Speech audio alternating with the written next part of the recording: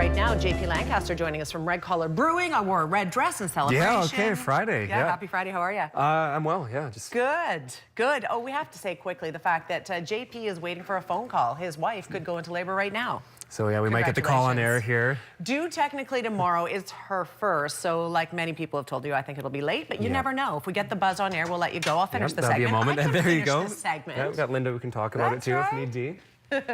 Anyway, we've only got a few minutes. We're going to talk a little bit about a couple of beers you brought in. They both have a little story to them. Yeah, the first one we're going to talk about is the Afterglow India Pale Lager. We did that for Luminosity, which is going on around the city, begins today and then goes until next weekend. So a lot of art installations and stuff like that. Yeah. The Friday and Saturday, there's events in the band shell, music, art, all that sort of stuff. And so we brewed this beer specifically for the event. Can people come in, obviously get at Red Collar, but will it be available around town? Of course, yep. Available at Red Collar, available in liquor stores. Does it glow in the dark like all of the Luminosity?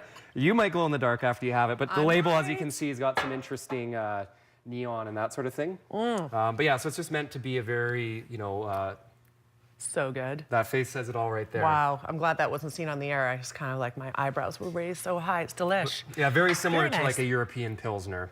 So just meant to be easy drinking, but some flavor and some complexity. And we're very happy to partner with those guys. Yeah. And then the other one we have, it's on the total other end of the spectrum. It's our Black Dog Quad. Okay. There's a very strong Belgian-style ale, similar to a barley wine. This is the one that we brew for our anniversary.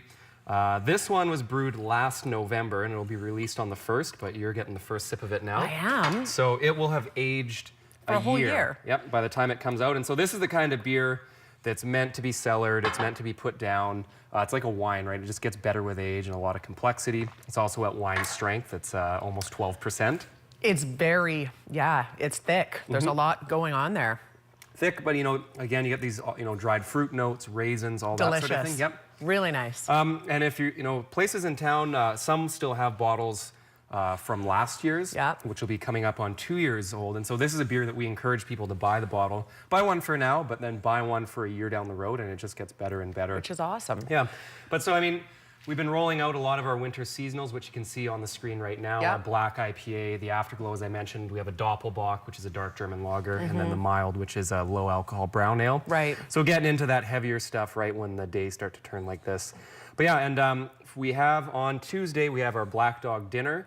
It's a 5-course paired meal, and then obviously we will debut this year's vintage of the quad. I think we only have maybe 5 tickets left. They're $50 a piece, but like I say, 5-course meal, beer pairings, and the new quad. You'll want to call the brewery ASAP if you want in on that, because like I say, I think it was down to 5, maybe even less. Awesome. Glad to hear you guys are doing well. You've got great beer going on. We have to wrap this up, but information on the screen if you want those tickets. That's your phone number.